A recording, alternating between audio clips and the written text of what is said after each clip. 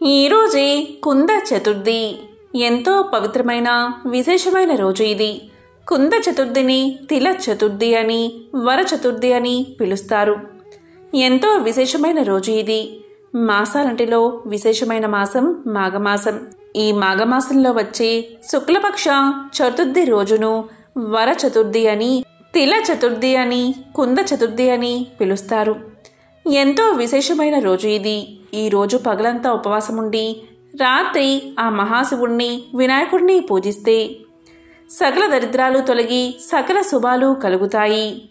ఈరోజు వినాయకుడిని పూజించడం వల్ల మీరు కోరిన కోరికలు తప్పకుండా నెరవేరతాయి.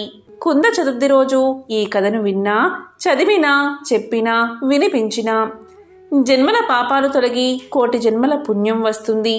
సకల శుభాలు కలుగుతాయి. మరి ఆ కథ ఏంటో ఇప్పుడు ఈ వీడియోలో తెలుసుకుందాం. ఈ కథ మాఘ పురాణంలోనిది. పూర్వకాలంలో కళింగ దేశంలో ఒక కిరాతుడుండేవాడు. అతనికి అపారమైన సంపదలు ఉన్నాయి. కావలసినంత పరివారం కూడా ఉంది. ఆ పరివారాన్ని వెంట పెట్టుకుని ఆయుధాలు ధరించి వేటకు బయలుదేరాడు. వేటాడడానికి మృగాల కోసం వెతుకుతూ ఒక చెట్టు కింద నడిచి వచ్చి అలసట తీర్చుకోవడానికి విశ్రాంతిగా పడుకున్న ఒక బ్రాహ్మణుణ్ణి చూశాడు. అతని దగ్గర ఉన్న వస్త్రాలు, ధనాలు అపహరించాలి అనుకున్నాడు వేటగాడు. ఆ బ్రాహ్మణుణ్ణి నిద్రలేపి అతని దగ్గర ఉన్న బట్టలు, మంచినీళ్ల చెంబు, సంచి అన్నీ ఊడలాక్కున్నాడు. తరువాత ఇలా అన్నాడు, బాపనయ్య, నీ దగ్గర ఉన్న డబ్బంతా తీసి అక్కడ పెట్టు, లేకపోతే చంపేస్తాను అని బెదిరించాడు. పాపం ఆ బ్రాహ్మణుడు భయపడుతూ ఇలా పలికాడు, అయ్యా, నేను చాలా పేదవాణ్ణి. వచ్చేది మాఘమాసం కదా, నర్మదా నదిలో మాఘ స్నానాలు చేద్దామని నేను వెళ్తున్నాను. నా దగ్గర సొమ్మేమీ లేదు. నన్నేమీ చేయకు అని దీనంగా వేడుకున్నాడు. ఆ బ్రాహ్మణుడి మాటలకు వేటగాడికి కోపం వచ్చి తన చేతిలో ఉన్న కత్తితో 2 ముక్కలుగా బ్రాహ్మణుణ్ణి నరికేశాడు. కట్టుబట్టలతో సహా అన్నీ వెతికినా ఆ బాపడి దగ్గర ఒక్క పైసా కూడా దొరకలేదు వేటగాడికి. తరువాత ఆ వేటగాడు ఆ అరణ్య మార్గంలో ప్రయాణిస్తున్న ప్రయాణికుల గుంపు మీద పడి వారిని నిర్దాక్షిణ్యంగా స్త్రీలు, బాలరు, వృద్ధులు అనకుండా అందరినీ చంపి వారి దగ్గర ఉన్న నగలు, ధనాలు అన్నీ దోచుకున్నాడు. ధనం సంపాదించడానికి ఎవరి ప్రాణాలైనా తీయడంలో వెనుకాడేవాడు కాదు ఆ వేటగాడు. ఆ వేటగాడికి పట్టణంలో బంగారు నగలు చేసే ఒక కంసాలివాడు మిత్రుడిగా ఉండేవాడు. వేటగాడు తాను దోచుకువచ్చిన నగలన్నీ ఆ కంసాలికి ఇచ్చి అమ్మించి ధనం తీసుకుపోయేవాడు. కంసాలి వేటగాడు తెచ్చిన బంగారంలోంచి కొంత అపహరించి స్వయంగా అమ్ముకుని బంగారం అమ్మి పెట్టినందుకు వేటగాడు ఇచ్చే సొమ్ములో కొంత డబ్బు పుచ్చుకుని బాగా సంపాదించాడు. అతనికి కూడా పాప భీతి లేదు. వీరిద్దరికీ ఇంకొక సూత్రుడు స్నేహితుడుగా ఉండేవాడు. వాడు స్త్రీ వ్యసనం కలవాడు. తండ్రి, తాతలు సంపాదించిన ధనం చాలా ఉంది. దొరికితే ఎవరినైనా మాయ మాటలతో మోసగించి వారి దగ్గర ఉన్న ధనాన్ని కాజేసేవాడు. అంతేకాదు, కొంచెం అందమైన ఆడది కనబడితే నయానో భయాన్నో ఆమెను లొంగదీసుకుని అనుభవించేవాడు. ఈ శూద్రుడికి 25 ఏళ్లు కూడా రాకముందే అతని తండ్రి చనిపోయాడు. 40 దాటిన వయసులో ఉన్న అతని తల్లి కోరికలు తీరక వ్యభిచారిణిగా మారింది. ఒకనాడు ఒక పాడుబడిన సత్రంలోకి ఈ తల్లి కొడుకులు వచ్చారు. తన ప్రేమికుడే అనుకుంది ఆమె. తను రమ్మన్నా ప్రియురాలే వచ్చింది అనుకున్నాడు కొడుకు. ఇద్దరూ ముఖాలు కనిపించని ఆ చీకటిలో తమ కోరికలు తీర్చుకున్నారు. ఆ తరువాత వారిద్దరూ ఒకరినొకరు గుర్తించారు. తల్లి ఆ తప్పునకు బాధపడింది, కాని కొడుకు మాత్రం లెక్క చేయకుండా వెళ్ళిపోయాడు. పరస్త్రీల వ్యామోహంలో పడి వాడు క్రమంగా ఉన్న సంపదంతా పోగొట్టుకుని బికారి అయ్యి తన మిత్రుడైన వేటగాడి దగ్గరకు వచ్చాడు. ఈ ముగ్గురికి అంటే వేటగాడికి, శూద్రుడికి, కంసాలికి పౌరోహిత్యం చేసే బ్రాహ్మణుడు ఒకడు ఉండేవాడు. వాడు కూడా పై ముగ్గురితో కలిసి అనేక పాపకార్యాలు చేస్తూ ఉండేవాడు. వేటగాడేమో ధనం కోసం బ్రాహ్మణ హత్య చేసినవాడు, కంసాలి బంగారం దొంగలించినవాడు, శూద్రుడేమో తల్లితోనే వ్యభిచారం చేసినవాడు. ఇలాంటి వారితో స్నేహం చేస్తూ వారికి పౌరోహిత్యం కూడా చేస్తున్న ఈ బ్రాహ్మణుడు కూడా పంచమహాపాతకాలు చేసినట్లే కదా. బ్రహ్మహత్య, సువర్ణ చౌర్యం, మద్యపానం, ప్రాణాలు తీయు క్రూరత్వం, గురుతల్ప గమనం అంటే గురుని భార్యతో రమించడం అనేవి 5 పంచమహాపాతకాలు. ఇలా ఉండగా ఒకరోజు వేటగాడు పంపిస్తే ఈ బ్రాహ్మణుడు గ్రామాంతరం వెళ్ళాడు. అక్కడ వీరవ్రతుడు అనే ఒక స్తోత్రియ బ్రాహ్మణుణ్ణి చూశాడు. ఆయన రుద్రాక్షమాలలు, దర్భ పవిత్రము, కృష్ణాజనము ధరించి మొహంలో విభూతి రేఖలతో చూడగానే నమస్కారం చెయ్యాలి అనేటట్లు ఉన్నాడు. వేటగాడి స్నేహితుడైన ఈ బ్రాహ్మణుడు ఆయనకు నమస్కారం చేశాడు. బ్రాహ్మణ తేజస్సు పోగొట్టుకుని అతి సామాన్యుడిగా కనిపిస్తున్న అతన్ని చూసి వీరవ్రతుడు ఇలా పలికాడు, ఎవరు నువ్వు, నీకేం కావాలి చెప్పు అన్నాడు. అప్పుడు ఈ బ్రాహ్మణుడు, నేనొక వేటగాడి పురోహితుణ్ణి, బ్రాహ్మణుణ్ణి అన్నాడు. అప్పుడు వీరవ్రతుడు కొంచెంసేపు కళ్ళు మూసుకుని దివ్య దృష్టితో ఈ బ్రాహ్మణుడి కథంతా గ్రహించి కళ్ళు తెరచి ఇలా పలికాడు, నువ్వు చేసిన పాపాలన్నీ చెబుతాను విను. నీ యజమాని వేటగాడు బ్రహ్మహత్యాది పాపాలు అనేకం చేశాడు. వాడి మిత్రుడైన కంసాలి సువర్ణ చౌర్యం చేస్తున్నవాడు. వారికి ఇంకొక స్నేహితుడు ఉన్నాడు. వాడు శూద్రుడు, తల్లితోనే వ్యభిచారం చేసినవాడు. ఇలా పంచమహాపాతకాలు చేసిన వారికి పౌరోహిత్యం చేసి కలిసిమెలిసి తిరిగి నీ బ్రాహ్మణత్వాన్ని మంటగలుపుకున్నావు. పాపాత్ములను చూసినా, వారితో మాట్లాడినా, వారిని ముట్టుకున్నా వారి పాపాలన్నీ వీరికి అంటుకుంటాయి. అలాంటి వారితో మాట్లాడేటప్పుడు ఒక దర్భను చేతిలో పట్టుకోవాలి. అలా చేస్తే పాపాలు అంటవు. నువ్వు అటువంటి వారితో స్నేహం చేసి మహాపాపాత్ముడివై కులభ్రష్టుడివి అయ్యావు. నీ వంటి వానితో మాట్లాడడం మహాదోషం. బ్రాహ్మణుణ్ణి చంపినవాడు, సువర్ణాన్ని దొంగలించినవాడు, మద్యపానం చేసినవాడు, గురుభార్యతో సంగమించినవాడు, వారితో స్నేహం చేసినవాడు కూడా మహాపాపాత్ములే. వారికెంత దూరంగా ఉంటే అంత మంచిది అని మాట్లాడడం విరమించాడు వీరవ్రతుడు. ఈ విశృంఖలుడు ఆయన మాటలు విని చాలా భయపడ్డాడు. ఆ వీరవ్రతుడికి దూరం నుంచే సాష్టాంగ దండ ప్రణామం చేసి చేతులు జోడించి ఇలా పలికాడు, మహాత్మా, నాకీ మహాపాతకాల నుంచి విముక్తి ఎలా కలుగుతుంది? నా పాపాలకు ప్రాయశ్చిత్తం ఏమిటో సెలవియ్యండి అని ప్రార్థించాడు. అప్పుడు వీరవ్రతుడు జాలి తలచి ఇలా అన్నాడు, ఓయి, నువ్వు చేసిన పాపాలకు మనువు చెప్పిన ప్రాయశ్చిత్తమే నేనిప్పుడు చెబుతున్నాను. ప్రతిరోజు నువ్వు చేసిన పాపాలను చెట్టుకో పుట్టకో చెప్పుకుంటూ 12 ఏళ్లు తీర్థయాత్రలు చెయ్యి. ఇంటింటికి పోయి భవతి భిక్షాదేహి అని యాచిస్తూ ఆ భిక్షాన్నం తింటూ ఉండు. మాఘమాసం వచ్చేటప్పటికి ప్రయాగ క్షేత్రానికి చేరి మాఘమాసం 4 రోజులు ప్రాతకాలంలో గంగా, యమున, సరస్వతి త్రివేణి సంగమంలో స్నానం చేసి ప్రయాగ క్షేత్రాధినాథుడైన మాధవుని అర్చనం చేసుకుంటూ ఉండు.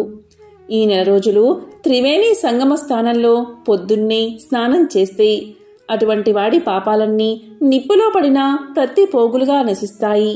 మాఘమాసం వెళ్లిన తర్వాత 1 సంవత్సరం పాటు ప్రయాగలో ఉండి త్రివేణి సంగమ స్నానం చేస్తూ గోమాత భక్షించగా మిగిలిన బియ్యంతో అన్నం వండుకుని తిను. అప్పటికి నీవు చేసిన పాపాలకు ప్రాయశ్చిత్తము అవుతుంది, పాపాలు నశిస్తాయి అని చెప్పగా విని విశృంఖలుడు ఇలా పలికాడు, ఆర్య, నా మిత్రులైన కిరాతుడు, కంసాలి, శూద్రుడు ఇంకా ఆ పాపాలలో కూరుకుపోయి నరక బాధలు పడవలసిందేనా? వారి పాపాలకు ప్రాయశ్చిత్తం లేదా అని అడిగాడు. అప్పుడా వీరవ్రతుడు ఇలా పలికాడు, నీకు చెప్పిన ప్రాయశ్చిత్తమే వారికి వర్తిస్తుంది. నువ్వెలా చేశావో వారిని అలాగే చెయ్యమని చెప్పు అన్నాడు. దీంతో విశృంఖలుడు మళ్లీ వీరవ్రతుడికి నమస్కారం చేసి, గురుదేవా, మీరు చెప్పినట్లు 12 ఏళ్ల పాటు తీర్థయాత్రలు, ప్రయాగ స్నానాలు చేసి నా పాపాలకు ప్రాయశ్చిత్తం చేసుకున్నాక తమ సన్నిధికి తిరిగి వస్తాను. అప్పుడు నాకు ధర్మోపదేశం చేసి నన్ను అనుగ్రహించండి అని ప్రార్థించాడు. ఆయన సరే అని వాగ్దానం చేశాక విశృంఖలుడు తీర్థయాత్రలకు బయలుదేరాడు. బయలుదేరే ముందు వేటగాడు మొదలైన మిత్రుల దగ్గరకు వెళ్లి వీరవృతుడు చెప్పిన ప్రాయశ్చిత్తం గురించి చెప్పి, స్నేహితులారా, మీరు కూడా పాపపు పనులు మాని ప్రాయశ్చిత్తం చేసుకోండి అని చెప్పి వెళ్ళిపోయాడు. వారు కూడా చేసిన పాపాలకు పశ్చాత్తాపపడి వీరవృతుడు చెప్పిన విధంగా ప్రాయశ్చిత్తం చేసుకుని పాపాల నుంచి విముక్తిని పొందారు. ఈ విధంగా విశృంఖలుడు తీర్థయాత్రలు చేస్తూ కాశీ నగరానికి చేరి అక్కడ కొంతకాలముండి మాఘమాసం రాగానే ప్రయాగ క్షేత్రానికి వెళ్లి అక్కడి త్రివేణి సంగమంలో స్నానం చేస్తూ వీరవృతుడు చెప్పిన విధంగా ప్రాయశ్చిత్తం చేసుకుని 12 ఏళ్ల తర్వాత వీరవ్రతుణ్ణి వెతుక్కుంటూ వెళ్లి ఆయన నైమిసారణ్యంలో ఉన్నట్టు తెలుసుకుని అక్కడికి వెళ్లి ఆయన ముందు నిలబడి నమస్కారం చేసి ఇలా అన్నాడు, గురుదేవా, మీరు చెప్పిన ప్రకారం 12 సంవత్సరాలు తీర్థయాత్రలు చేసి నా పాపాలకు ప్రాయశ్చిత్తం చేసుకుని వచ్చాను. ఇంకేం చెయ్యాలో ఆజ్ఞాపించండి అన్నాడు. అప్పుడు వీరవ్రతుడు విశృంఖలుని ఆదరించి కుశల ప్రశ్నలు అడిగి ఇలా పలికాడు, విశృంఖల, నీ పాపాలన్నీ నశించాయి. త్రివేణి సంగమ స్నానం చేత దుష్టులతో స్నేహం చేసిన దోషం కూడా తొలగిపోయింది. ఇప్పుడు బ్రహ్మ తేజస్సుతో ప్రకాశిస్తున్నావు. 3 రోజుల పాటు మంత్రాలతో అభిమంత్రించిన తీర్థాలతో స్నానం చేయిస్తాను. ఈ 3 రోజులు నువ్వు ఉపవాసంతో ఉండాలి అని చెప్పి 3 రోజులు మంత్రాలతో పవిత్రమైన జలాలతో స్నానం చేయించాడు. దానితో విశృంఖలుడు సానపెట్టిన వజ్రంలా ప్రకాశించాడు.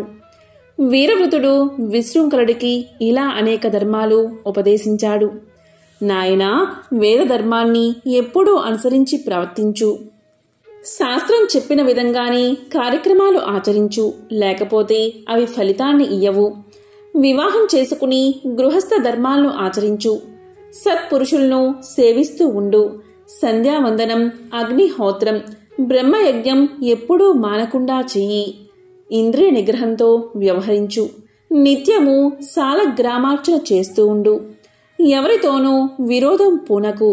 సమస్త ప్రాణుల మీదను దయ కలిగి ఉండు. పరస్త్రీలను తల్లుల్లా భావించు. చదివిన వేదాలను నిత్యం పారాయణ చేస్తూ ఉండు. వీటిని మర్చిపోకు. నీ తల్లిదండ్రుల మృత తిథుల్లో వారికి శ్రాద్ధం జరపడం మానకు. ఇతిహాసాలను, పురాణాలను, వేదాంగాలను అర్థం చేసుకుంటూ చదువు. భస్మధారణం కాని, నామాలు ధరించడం కాని చెయ్యి. నిత్యం రుద్రాభిషేకం చేసి మారేడు దళాలతో శివుణ్ణి పూజించు. తులసీ దళాలతో శ్రీ లక్ష్మీనారాయణ్ణి పూజించు. సన్యాసుల్ని గౌరవించు. అతిథి అభ్యాగతులను ఆదరించి భోజనం పెట్టు. కామక్రోధాది శత్రువులను దగ్గరకు చేరనీయకు. చిత్తశుద్ధితో యజ్ఞయాగాదులు ఆచరించు. ప్రతి సంవత్సరం మాఘమాస వ్రతం చేసి శ్రీ మహావిష్ణువును భక్తి శ్రద్ధలతో ఆరాధించు. ఇహలోకంలో నియమబద్ధమైన జీవితం గడిపితే పరలోకంలో ఉత్తమ గతులు పొందుతావు. నీకు శుభం కలుగుతుంది. వెళ్ళిరా అని దీవించి విశృంఖలుని సాగనంపాడు. అప్పుడు విశృంఖలుడు గురువరేణ్యుని పాద పద్మాలకు సాష్టాంగా దండ ప్రణామాలు చేసి ఇలా అన్నాడు, గురుత్తమ, తాము ఉపదేశించిన ధర్మాలను అక్షరాలా ఆచరిస్తాను అని చెప్పి సెలవు తీసుకుని కాశీ నగరానికి పయనమయ్యాడు. అక్కడ అన్ని విధాలా తనకు యోగ్యురాలైన కన్యను చూసి పెళ్లి చేసుకుని గృహస్థ ధర్మాలను యథావిధిగా పాటిస్తూ ఇహలోకంలో సమస్త భోగభాగ్యాలు అనుభవించి చివరికి వైకుంఠ ధామానికి చేరుకున్నాడు. మాఘ మంగళవారం సందర్భంగా లక్ష్మీదేవికి సంబంధించిన ఒక విశేషమైన కథను ఇప్పుడు విందాం. సౌనకాది మహర్షులు ఇలా పలికారు, ఇతర వృక్షాల కంటే రావి, మర్రి చెట్లు మాత్రమే ఎందుకంత పవిత్ర వృక్షాలుగా పేరు పొందాయి అని అడగగా సూతుడు ఇలా చెప్పసాగాడు. పూర్వం పార్వతీ పరమేశ్వరులు ఏకాంతంగా ఉన్నప్పుడు పని మీద దేవతలు అక్కడికి వెళ్ళగా వారి ఏకాంతానికి భంగం కలుగుతుంది. దీనికి పార్వతీదేవి ఎంతో కోపగించి మా ఏకాంతాన్ని భంగం చేశారు కాబట్టి భూలోకంలో చెట్లుగా పడి ఉండండి అని శపిస్తుంది దేవతలని. పార్వతీదేవి పెట్టిన శాపానికి ఆ పరమేశ్వరుడితో సహా దేవతలందరూ వృక్షాలుగా మారిపోతారు. ఈ విధంగా దేవతలంతా వేరువేరు వృక్షాలుగా మారితే శ్రీ మహావిష్ణువు రావి చెట్టుగాను, మహాశివుడు మర్రి చెట్టుగాను మారిపోయారు. ఇలా రావి మర్రి చెట్లుగా మారిన శివకేశవులు జగదేక పూజనీయులు కాబట్టి ఆ చెట్లకు అంతటి పవిత్రత కలిగింది. వీటిలో రావి చెట్టు శని దృష్టికి సంబంధించిన కారణంగా శనివారం రోజు మాత్రమే పూజనీయమైనది. శని ఆదివారం రోజు తప్ప తక్కిన రోజుల్లో రావి చెట్టును అస్సలు తాకకూడదు అని సూతుడు శౌనకాది మహామునులు చెప్పగా ఇదంతా విన్నా శౌనకాది మహర్షులు రావి చెట్టు ఎందుకు శనివారం మాత్రమే పూజనీయం అయింది, మిగిలిన రోజుల్లో ఎందుకు తాకకూడదు అని అడిగారు. దానికి సూత మహర్షి ఇలా చెప్పసాగాడు. పూర్వం క్షీరసాగర మదనం జరిగినప్పుడు అనేక వస్తువుల్లో లక్ష్మీదేవిని, కౌస్తుభాన్ని శ్రీహరికి సమర్పించి తక్కిన సంపదనంతా దేవతలు తీసుకున్నారు. శ్రీ మహావిష్ణువు లక్ష్మీదేవిని వివాహం చేసుకోవాలి అనుకున్నాడు. కాని లక్ష్మీదేవి శ్రీ మహావిష్ణువుతో ఇలా పలుకుతుంది. దేవా, నాకన్నా పెద్దది అయినా నా అక్కయ్య ఉంది. ఆమెకు వివాహం కాకుండా చిన్నదైన నేను వివాహం చేసుకోవడం తగదు. కాబట్టి మా అక్క పెళ్లి గురించి ఆలోచించండి అని పలుకుతుంది. దాంతో శ్రీ మహావిష్ణువు లక్ష్మీదేవి అక్కగారైన జ్యేష్ఠాదేవిని ఉద్దాలకుడు అనే మహర్షికి ఇచ్చి వివాహం జరిపిస్తాడు. ఆ విధంగా ఉద్దాలకుడు జ్యేష్ఠాదేవిని తన ఆశ్రమానికి తీసుకువెళ్తాడు. ఆ తరువాత శ్రీ మహావిష్ణువు లక్ష్మీదేవిని వివాహం చేసుకుంటాడు. నిరంతరం ధూపదీప నైవేద్యాలతో నిండిన ఆశ్రమాన్ని చూసి, వేదఘోషతో మారుమోగుతున్న ఆశ్రమాన్ని చూసి, ఆశ్రమంలోని శుభ్రతను చూసి జ్యేష్ఠాదేవి దుఃఖిస్తూ, ఇది నాకు సరైన చోటు కాదు. శుభ్రంగా ఉన్న చోట, వేదాలు చదివే దగ్గర, అతిథి సత్కార్యాలు జరిగే దగ్గర, యజ్ఞాలు జరిగే దగ్గర నేను నివసించలేను.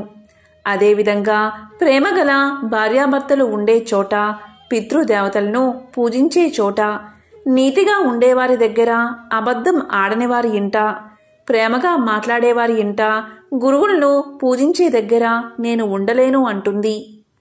దీంతో ఉద్దాలకుడు, మరి నీవు ఎక్కడ ఉంటావు అని అడుగుతాడు. దానికి జ్యేష్ఠాదేవి ఇలా సమాధానం చెప్తుంది. ఏ ఇంట్లో అయితే రాత్రింబగళ్ళు భార్యాభర్తలు దెబ్బలాడుకుంటూ ఉంటారో, ఏ ఇంట్లో అయితే అతిథులు నిరాశతో ఉంటారో, ఎక్కడైతే వృద్ధులకు, మిత్రులకు, మంచివారికి అవమానం జరుగుతుందో, ఇంకొకరి ధనాన్ని ఆశపడేవారి ఇంట్లో, శుభ్రంగా లేని చోట నేను నివాసముంటాను అని పలుకుతుంది. భార్య యొక్క మాటలు విన్న ఉద్దాలకుడు ఎంతో కలత చెంది, ఓ జ్యేష్ఠాదేవి, నీవు కోరినట్లు నీకు తగిన నివాస స్థానాన్ని వెతికి వస్తాను. అంతవరకు నీవు రావి చెట్టు మొదట్లోని కదలకుండా కూర్చోమని చెప్పి వెళ్ళిపోతాడు. భర్త చెప్పింది ఆజ్ఞగా భావించి రావి చెట్టు మొదట్లోని కూర్చుని ఉండిపోతుంది జ్యేష్ఠాదేవి. ఎన్ని రోజులు గడిచినా ఉద్దాలకుడు రాకపోవడంతో పతి విరహాన్ని భరించలేక జ్యేష్ఠాదేవి పెద్దగా రోదించడం మొదలు పెడుతుంది. ఆమె ఏడుపులు వైకుంఠంలో ఉన్న లక్ష్మీనారాయణల చెవిలో పడతాయి. అది విన్న లక్ష్మీదేవి ఇలా అంటుంది. స్వామి, నా అక్క అయిన జ్యేష్ఠాదేవి ఎందుకో రోదిస్తుంది. ఆమె దగ్గరకు వెళ్ళి రండి అని మహావిష్ణువును కోరుతుంది. వెంటనే మహావిష్ణువు జ్యేష్ఠాదేవి దగ్గరకు వెళ్తాడు. ఆమెతో ఇలా పలుకుతాడు. ఓ జ్యేష్ఠాదేవి, ఈ రావి చెట్టు నా అంశతో నిండి ఉంటుంది.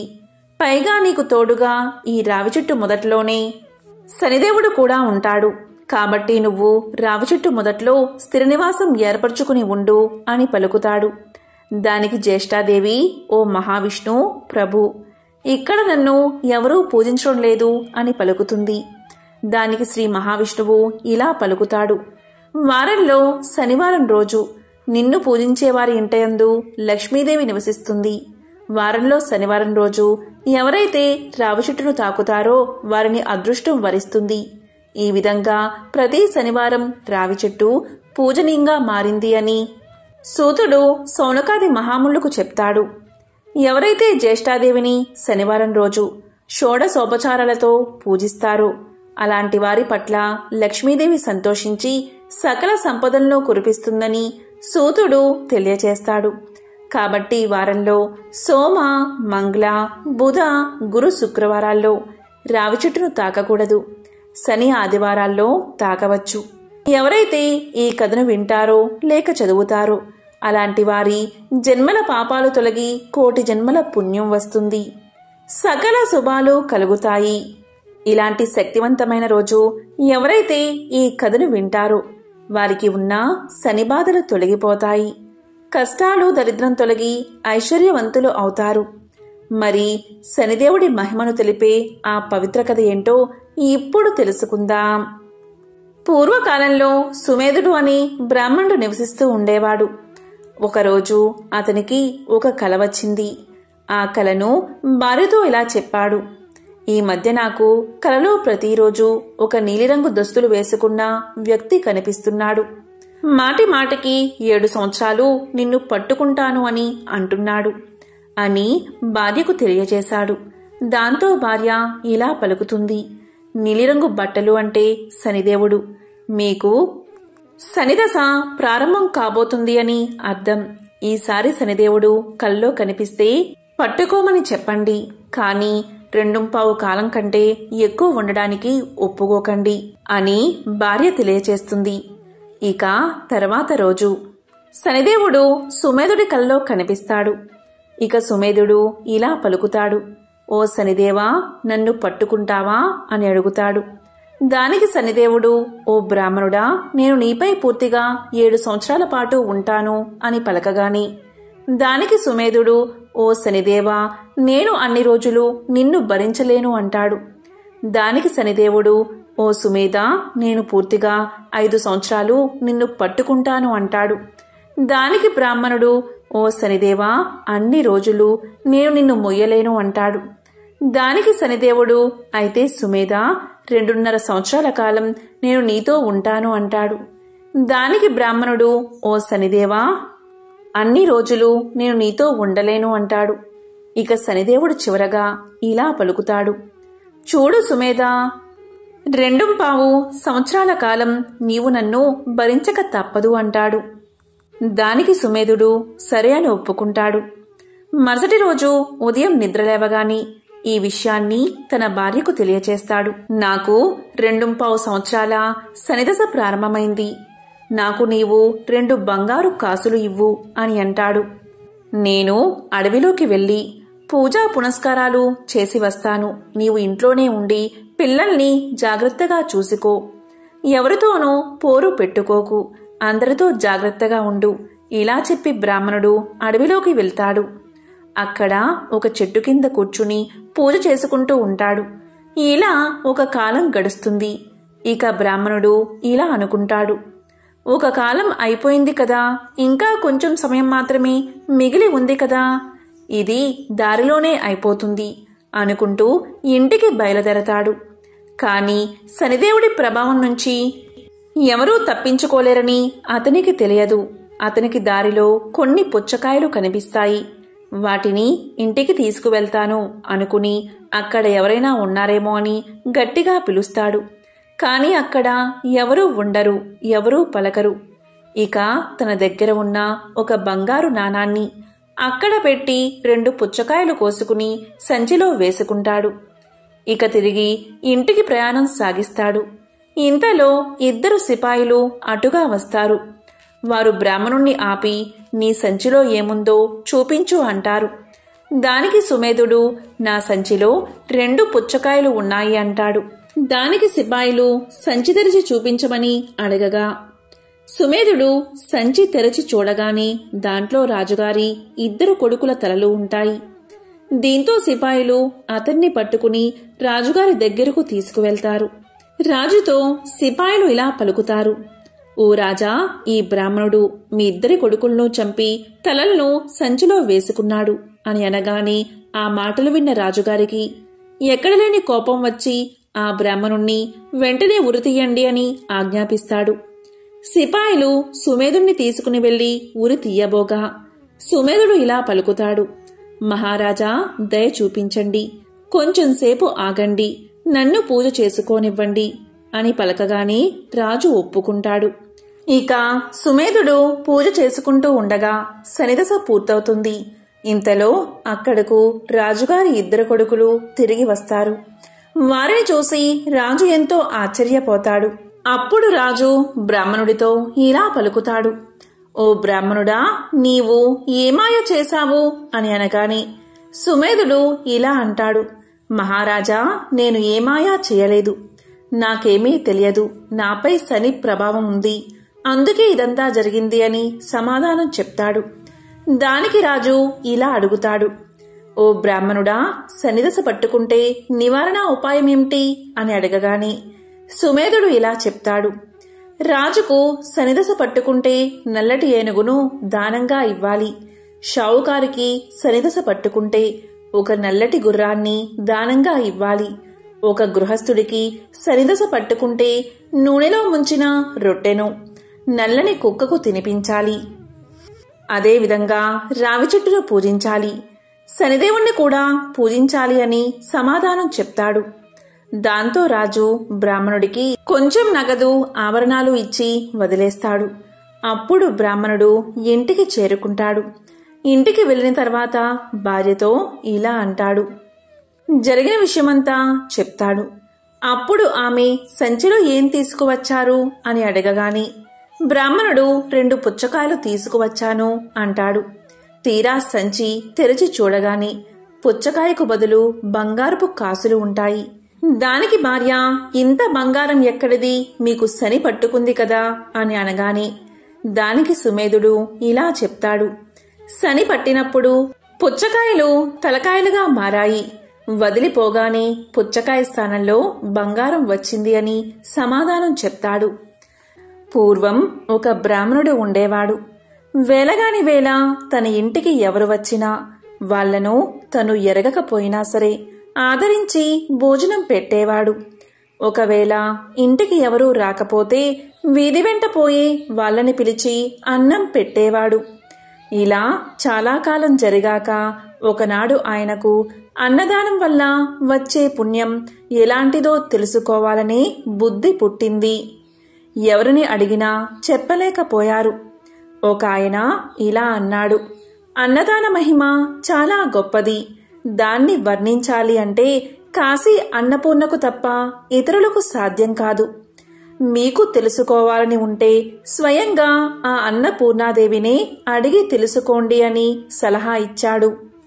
అన్నపూర్ణ అంటే కాశీ విశ్వేశ్వరుని భార్య అయిన పార్వతీదేవి అన్నమాట. ఆవిడకు కూడా అన్నదానం అంటే ఎంతో ఆసక్తి. అందుకనే కాశీలో ఎవరికీ అన్నం లేకుండా పోదు. మన బ్రాహ్మణుడు కాశీ వెళ్లి గంగా ఒడ్డున కూర్చుని పార్వతీదేవి గురించి గాఢంగా తపస్సు చేశాడు. దేవి అతని తపస్సుకు మెచ్చుకుని ప్రత్యక్షమై ఇలా పలికింది, నీకేం కావాలి బ్రాహ్మణుడా అని అడిగింది.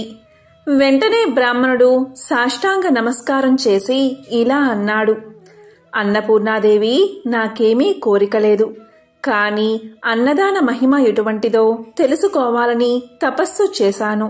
ఈ సంగతి మీరే చెప్పాలి కాని ఇతరుల వల్ల కాదు అని తన మనస్సులోని ఉద్దేశం వెల్లడించాడు. అప్పుడు దేవి అతనితో ఇలా పలికింది, నీకు అన్నదాన మహిమ తెలియాలి అంటే నేను చెప్పడం కాదు, అది నీవు తెలుసుకునే ఉపాయం చెబుతాను విను. హమవత్ పర్వతం దగ్గర హమవతమని ఒక పట్టణం ఉంది. ఆ పట్టణాన్ని ఏలుతున్న రాజుకి పిల్లలు లేరు. నువ్వాయన దగ్గరకు వెళ్లి ఆయనకి కొడుకు పుట్టాలని దీవించు. ఆ రాజు సంతోషించి, బాబూ మీకేం కావాలి అని అడుగుతాడు. అప్పుడు నీవు, నాకు పెద్ద కోరిక ఏమీ లేదు, నీకు కుమారుడు పుట్టిన తక్షణమే ఆ పిల్లవాణ్ణి నేను చూడాలి. ఆ సమయంలో పిల్లవాడి దగ్గర రాణి కూడా ఉండకూడదు అని చెప్పు. ఇంతే కదా అని రాజు అందుకు ఒప్పుకుంటాడు. ఆ పిల్లవాడు పుట్టడంతోనే ఏకాంతంగా వాణ్ణి అన్నదానం వల్ల కలిగే పుణ్యమేమిటిరా అబ్బాయి అని అడిగి తెలుసుకో అని చెప్పింది అమ్మవారు. బ్రాహ్మణుడు సరే అని చెప్పి హమవతానికి బయలుదేరి వెళ్ళాడు. దారిలో ఒక అడవి అడ్డమైంది. అందులో ప్రవేశించి వెళ్తూ అతడు దారి తప్పిపోయాడు. దారి తెలియక తచ్చాడుతూ ఉంటే ఆ అడవిలో ఉండే బోయవాడు ఒకడు ఆయన అవస్థ కనిపెట్టి, ఏం బాబూ, దారి తప్పిపోయినట్లున్నారు, ఏ ఊరు వెళ్ళాలి అని అడిగాడు. హమవత పర్వతం దగ్గరికి పోవాలి అన్నాడు బ్రాహ్మణుడు. బాబూ, దారి తప్పి ఆమడ దూరం వచ్చేశారు. సాయంత్రం అయిపోయింది. పులులు సింహాలు ఉన్న అడవి ఇది. రాత్రి ప్రయాణం చెయ్యకూడదు. పొద్దున్నే దారి చూపిస్తాను. ఈ రాత్రి ఆగిపోండి అన్నాడు బోయవాడు. బ్రాహ్మణుడు రాత్రికి అక్కడే ఉండిపోయాడు. బోయవాడు ఆయనను తన చేను వద్దకు తీసుకెళ్లాడు. చేను దగ్గరకు వెళ్లడంతోనే బోయవాడు ఇంటికి అతిథిగా వచ్చిన ఆ బ్రాహ్మణుడికి భోజనం ఏం పెడితే బాగుంటుంది అని ఆలోచించాడు. ఆనపకాయలు, కందికాయలు, పెసరకాయలు కావలసినన్ని ఉన్నాయి, కాని వాటిని ఉడకేసుకోమని ఇవ్వడానికి వాడి వద్ద కొత్త కుండ లేకపోయింది. తమ కుండల్లో ఉడకేసి పెడితే ఆయన తినడు. ఎలా మరి అని ఆలోచించాడు ఆ బోయవాడు. బ్రాహ్మణుడు అప్పుడు ఇలా పలికాడు, నాయనా, నాకేమీ వద్దు. నువ్వు చేసిన ఆదరణ వల్ల నా శ్రమ, ఆకలి తీరిపోయాయి. ఆలోచించక పడుకో అన్నాడు. కాని బోయవాడికి ఆ బ్రాహ్మణుణ్ణి పస్తు పెట్టడమంటే మనస్సు ఒప్పింది కాదు. అందుచేత ఇంత చారపప్పు, పుట్టతేనే తెచ్చి ఇచ్చి వాటితో ఆకలి తీర్చుకోమన్నాడు. బ్రాహ్మణుడు అవి తీసుకుని అంగస్త్రం పరుచుకుని కింద పడుకోబోతుంటే బోయవాడు ఇలా పలికాడు, అయ్యా, కింద పడుకోబోకండి, పులులు వస్తాయి అని చెప్పి ఆయన్ని చేలో ఎత్తుగా ఉన్న మంచం మీద పడుకోబెట్టి తాను కింద ఉండి విల్లు అమ్ములో పుచ్చుకుని మృగాలేవీ రాకుండా రాత్రంతా బ్రాహ్మణుడికి కాపలా కాశాడు. తెల్లవారుజామున నిద్ర ఆగక ఒక్క కునుకు తీశాడు. అంతలో ఎక్కడనుంచో ఒక పులి వచ్చి పాపం ఆ బోయవాడి మీద పడి చంపేసింది. బ్రాహ్మణుడు నిద్రలేచి జరిగిందంతా తెలుసుకుని తన మూలాన ఆ బోయవాడు పులివాత పడ్డాడని ఎంతో విచారించాడు. ఆ బోయవాని భార్య బ్రాహ్మణుడితో ఇలా పలికింది, స్వామి, నా రాత ఇలా ఉండగా ఎవరు తప్పించగారు? మీరు బాధపడకండి. మీకు హమవతానికి దారి చూపిస్తాను, నడవండి అని ఆయన్ని తీసుకెళ్లి దారి చూపెట్టి వెనక్కి తిరిగి వచ్చి భర్తతో పాటు సహగమనం చేసింది. ఆ బ్రాహ్మణుడు బోయ దంపతుల మంచితనాన్ని తలుచుకుంటూ హమవతాన్ని చేరుకున్నాడు. అక్కడ రాజును చూసి పార్వతీదేవి చెప్పినట్లుగా దీవించాడు. పుట్టినప్పుడు మీ పిల్లవాణ్ణి ఏకాంతంగా చూడడానికి అనుమతి ఇవ్వాలి అని కోరగా రాజు ఒప్పుకున్నాడు. రాజుగారి భార్య 9 నెలలు మోసి చందమామ లాంటి పిల్లవాణ్ణి కన్నది. బ్రాహ్మణుడు ఎవరూ లేకుండా చూసి ఆ పిల్లవాణ్ణి ఇలా అడిగాడు, అన్నదానం వల్ల కలిగే ఫలమేమిటో చెప్పు అని అడిగాడు. అప్పుడే పుట్టిన శిశువు అయినప్పటికీ పెద్దవానికి మళ్ళే ఆ పిల్లవాడు ఇలా పలికాడు, 10 నెలల క్రితం మీరు పట్టణానికి వస్తూ అడవిలో దారి తప్పిపోతే మిమ్మల్ని తీసుకెళ్లి చారుడు చారపప్పు, పుట్టతేనే ఇచ్చిన బోయవాన్ని నేనే సుమండి. ఈ మాత్రపు దానికే ఈ రాజుగారికి కుమారుడై పుట్టి రాజ్యాన్ని ఏలబోతున్నాను. ఒకనాటి దానానికే ఇంత గొప్ప ఫలం కలిగినప్పుడు నిత్యం అన్నదానం చేసే మహానుభావులకు ఎటువంటి ఫలం కలుగుతుందో మీరే ఊహించుకోండి. ఇలా చెప్పేసి ఆ పిల్లవాడు మరుక్షణంలోనే ఉవ్వా ఉవ్వా అని ఏడవడం ఆరంభించాడు. బ్రాహ్మణుడు చాలా ఆశ్చర్యపడి తన ఊరు తిరిగి వచ్చి జరిగినదంతా భార్యతో చెప్పాడు. ఆ దంపతులు అప్పటి నుంచి అన్నదానం చేస్తూ ధనం, ధాన్యం, పుత్ర పౌత్రాభివృద్ధి కలిగి సుఖంగా జీవించారు. ఇదే అన్నదాన మహత్యాన్ని తెలిపే ఒక విశేషమైన కథ. పూర్వం భరద్వాజ మునీంద్రుడు సూతుణ్ణి ఇలా అడుగుతాడు, సూత, మానవ జన్మ పరమార్థం తెలుసుకోవాలంటే ఏం చెయ్యాలి? సంసార బంధం నుంచి విముక్తిని కలిగించి దివ్య సాధనమేది అని అడుగుతాడు. దానికి సూతుడు ఇలా చెప్తాడు, భరద్వాజ మునీంద్ర, కలియుగంలో మానవులు ముక్తిని పొందాలంటే ఏం చెయ్యాలో వివరించే ప్రాచీన ఇతిహాసాన్ని తెలియచేస్తాను. శ్రద్ధగా విను అంటూ ఇలా చెప్పడం ప్రారంభించాడు. పూర్వకాలంలో పుండరీకుడు అనే పేరుగల ఒక బ్రాహ్మణుడు ఉండేవాడు. అతను బుద్ధిమంతుడు, విద్యావంతుడు. పుండరీకుడు సంపన్న కుటుంబంలో పుట్టాడు. ఉపనయనం అయిన తర్వాత యథావిధిగా బ్రహ్మచర్యాన్ని పాటిస్తూ సమర్థులైన ఉపాధ్యాయుల దగ్గర వేద శాస్త్రాలను అధ్యయనం చేశాడు. పుండరీకుడు చక్కని తెలివితేటలు కలవాడు. కొంతకాలంలోనే వేదాధ్యయనం, శాస్త్ర పఠనం ముగించుకుని విద్యావంతుడై ఇంటికి తిరిగి వచ్చాడు. ఇక తల్లిదండ్రులు విద్యావంతుడైన పుండరీకుడు యుక్త వయసుకు రావడం వల్ల వివాహం చేయాలని తలచి పుండరీకుడిని వివాహ విషయంపై అడుగుతారు. దానికి పుండరీకుడు, తొందరపడకండి, నేను చెప్పినప్పుడు మీరు చెద్దురుగాని అని సమాధానం చెప్పి ఏకాంతంగా ఒక ప్రదేశంలో కూర్చుని మానవ జీవితాన్ని విమర్శించుకున్నాడు. అతనికి సంసారం ఒక ముళ్ళ పొదలా అనిపించింది. దీంతో పుండరీకుడు తల్లిదండ్రులను, మిత్రులను, బంధువులను అందరినీ వదిలిపెట్టి ఇల్లు వదిలి దేశ సంచారం కోసం తరలిపోయాడు. అక్కడ దొరికిన ప్రదేశాల్లో దొరికినవి తింటూ ఆకలి తీర్చుకుంటూ జీవితాన్ని సాగిస్తున్నాడు. నీటి బుడగ వంటి ఈ జీవితాన్ని ఎవరూ నమ్మకూడదు. క్షణక్షణానికి మారిపోయే శరీర స్థితిని నమ్మి బతకడం అనేది శరీర అందం శాశ్వతం కాదని పురాణాలు చెప్పిన ప్రకారం ఈ భూమి మీద ఉన్న తీర్థాలు సేవించాలని నిర్ణయించుకున్నాడు. ఇక గంగా, గోదావరి, యమున మొదలైన తీర్థాల్లో, క్షేత్రాల్లో నివసించి ఆయా దేవతలను దర్శించి సాత్విక ఆహారాన్ని భుజిస్తూ తిరుగుతూ చివరికి శాలిగ్రామం అనే పుణ్యక్షేత్రానికి చేరుకున్నాడు. అక్కడ భక్తులను, పుణ్యజలాలను చూసి ముచ్చట పడ్డాడు. ఇది నా నిర్ణయానికి అనుగుణంగా ఉందని అక్కడ బసను ఏర్పాటు చేసుకున్నాడు. తాను గురువుల వల్ల తెలుసుకున్న ప్రాణాయామం మొదలైన యోగా శాస్త్రాలను ఆచరణలో పెట్టి తీర్థస్నానం, భగవద్ధ్యానం సకాలానికి చేస్తూ అక్కడ చాలా కాలం జీవితాన్ని గడిపాడు. అలా ఉండగా ఒకరోజు నారద మహాముని అక్కడకు వీచ్చేశారు. దీంతో పుండరీకుడు నారదుడి దివ్య తేజస్సును చూసి ఆశ్చర్యంతో నారదుడికి స్వాగతం చెప్పి తన పర్ణశాలకు తీసుకువెళ్లాడు.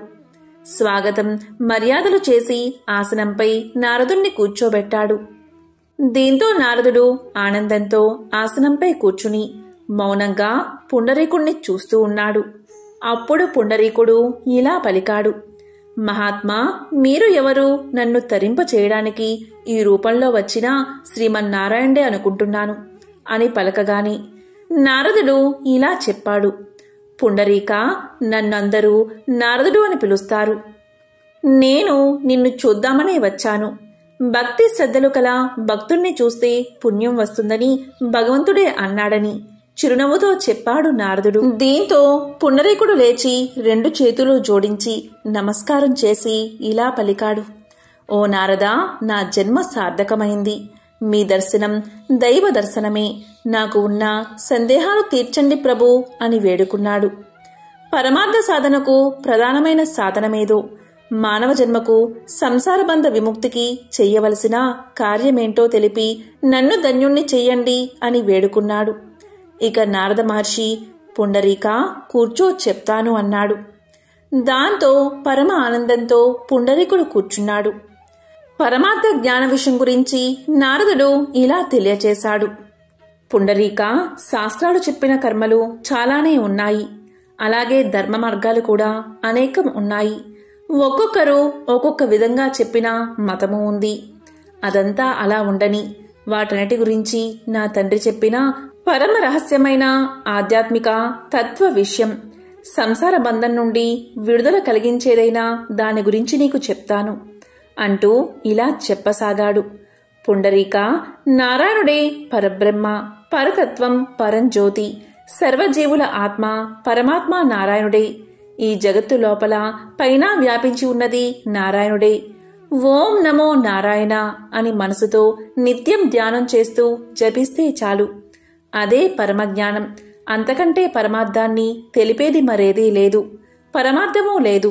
అన్ని శాస్త్రాలను, అన్ని మతాలను, అందరి శాసనాకారులు చెప్పింది పరిశీలించి నేను చెప్పేది ఇది ఒక్కటే. కాబట్టి పైన వ్యాపించి ఉన్నది నారాయణుడే. ఓం నమో నారాయణ అని నిశ్చలమైన మనసుతో నిత్యం ధ్యానం చేస్తూ జపిస్తే చాలు. అదే పరమజ్ఞానం. అంతకంటే పరమార్థాన్ని తెలిపేది మరేదీ లేదు. నేను చెప్పేది ఒక్కటే. భ్రాంతిని కలిగించే శాస్త్ర వాక్కును మర్చిపో. నారాయణుని నమ్మి మనసారా ధ్యానించు. అలా చేస్తే విష్ణు సాన్నిధ్యాన్ని పొందగలవు. ఓం నమో నారాయణాయ అనే మంత్రాన్ని పఠిస్తూ ఉండు అని చెప్పి నారదుడు వెళ్ళిపోయాడు. ఇక పుండరీకుడు నారాయణ మంత్ర జపంతో, నారాయణ నామస్మరణతో ఎంతో భక్తితో ధ్యానించసాగాడు. ఈ విధంగా శాలిగ్రామ క్షేత్రంలో చిరకాలం తపస్సు చేశాడు. అతని భక్తికి మెచ్చిన శ్రీమన్నారాయణుడు వెంటనే ప్రత్యక్షమయ్యాడు. ఇక శ్రీమన్నారాయణ్ణి చూసి ఎంతో సంతోషంతో సాష్టాంగ నమస్కారం చేసి లేచి చేతులు జోడించి ప్రార్థించాడు పుండరీకుడు. అప్పుడు శ్రీహరి, పుండరీక, నీకేం కావాలో కోరుకో అన్నాడు. దానికి పుండరీకుడు, ప్రభు, నాకే కోరిక లేదు, మీరేమిచ్చినా నాకు సంతోషమే అన్నాడు. దానికి శ్రీహరి చిరునవ్వు నవ్వి, సరే ఇటురా, ఈ గరుడ వాహనంపై నా వెనుక కూర్చో, నాతో వైకుంఠానికి రా, నా రూపాన్ని ధరించి నిత్యము నా వెనకాలే ఉండు అని చెయ్యి పట్టుకుని వాహనం మీదకు తీసుకున్నాడు. ఆ సమయంలో దేవదుందుబులు మోగాయి. దేవతలు జయ జయ శబ్దాలతో పుష్పవర్షం కురిపించారు. ఆ విధంగా పుండరీకుడు శ్రీహరితో కలిసి వైకుంఠానికి చేరుకున్నాడని సూతుడు భరద్వాజ మునికి తెలియచేశాడు. కాబట్టి భరద్వాజ, శ్రీ మహావిష్ణువును కీర్తించడం వల్ల కలియుగంలో మానవులకు ముక్తి లభిస్తుంది. ఇదే మోక్షప్రదం, బ్రతికి ఉన్నంతకాలం సుఖాన్ని కలిగిస్తుంది అని సూతులవారు చెప్పగా అది విన్న భరద్వాజ మహాముని సంతోషంతో, సూత, పరమ అర్థాన్ని వివరించావు, నేను ధన్యుణ్ణి అయ్యాను అని సమాధానం చెప్పాడు. కాబట్టి ఎంతో విశేషమైన ఈ కథలను విన్నా, చదివినా, చెప్పినా, వినిపించినా సకల శుభాలు కలుగుతాయి. జన్మల దోషాలు తొలగి కోటి జన్మల పుణ్యం వస్తుంది. ఓం నమః శివాయ.